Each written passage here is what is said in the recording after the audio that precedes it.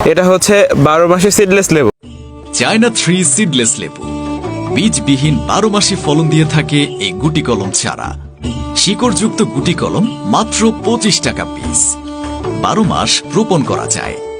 বৈশিষ্ট্য: লেবুটি সম্পূর্ণ বীজবিহীন, খুবই সুগন্ধি, আঙুরের মতো থোবায় থোবায় লেবু আসে। গুটি কলম চারা লাগানোর 5 থেকে 6 মাসে গাছে ফলন পাওয়া যায়। বাণিজ্যিকভাবে রোপণ করা যায়।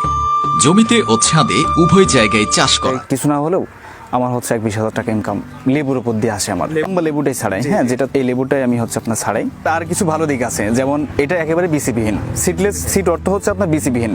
ঠিক তেমনই এই যে প্রমাণটা আপনার হচ্ছে যে এটা একেবারে বিসিবিহীন।